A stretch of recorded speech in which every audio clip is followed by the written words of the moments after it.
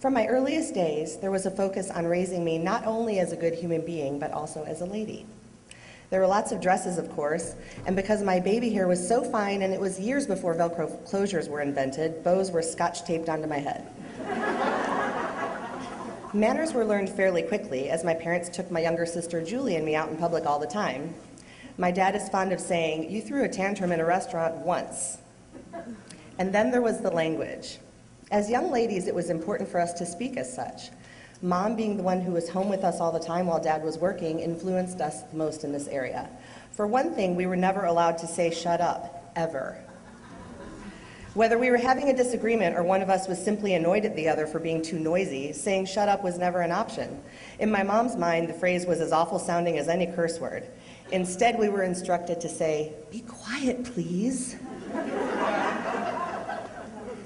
I was always fairly certain that "shut up" would have resolved things more quickly.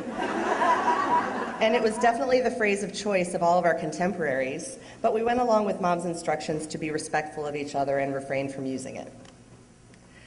And then there was passing gas. The word fart, actually.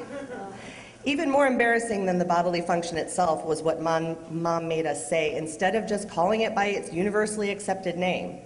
In fact, it was and is so embarrassing that I still can't believe I'm divulging it today. While all of our friends were walking around calling it what it was, at my mom's insistence, it was referred to as making a noise.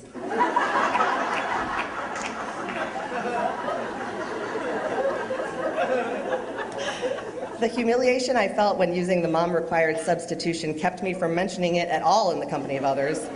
In turn, that helped me get a little closer to becoming the lady Mom wanted me to be. And so to that, I guess I have to say, mission accomplished, Mom. You can imagine, of course, that if "shut up" and "fart" were forbidden, traditional curse words were punishable by death. At least that's the assumption I went with as a kid. That's why, after an episode during which my sister and I were cleaning up the dog poo from the backyard, and an argument involving someone's pooper scooper touching someone else's skin escalated to the point of my calling her the B word under my breath, but unfortunately loud enough for her to hear, I had to think fast. She hissed, "I'm telling Mom." Having a stroke of genius, I replied, "No, I am." I ran into the kitchen ahead of my little sister crying. I told my mom, "I called her a bad name and I'm so sorry."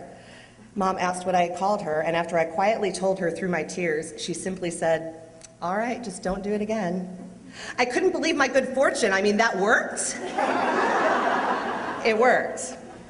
The look my sister wore on her face as I saved myself from certain death, or at least extended grounding, or frankly any punishment at all, is still imprinted on my brain more than 30 years after it happened. When it comes up in conversation, as it still does every now and then, the adult me truly feels badly about denying my sister justice. But I'd be lying if I'd said that that particular triumph over the rules of the house doesn't still make the younger me silently squeal with joy. As a mom myself, I was always just a teeny bit more lenient with my two boys when it came to language in their younger years. Okay, I didn't like it when they said "shut up," but fart, well, that was completely within the boundaries of what was considered allowable in our house. What my own mom considered the height of rudeness coming from her little girls, I just considered par for the course coming from my little boys.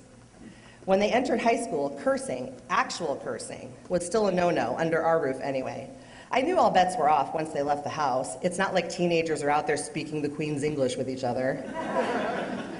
My boys were always respectful of adults, and when it came to language, I had to let go of what I couldn't control.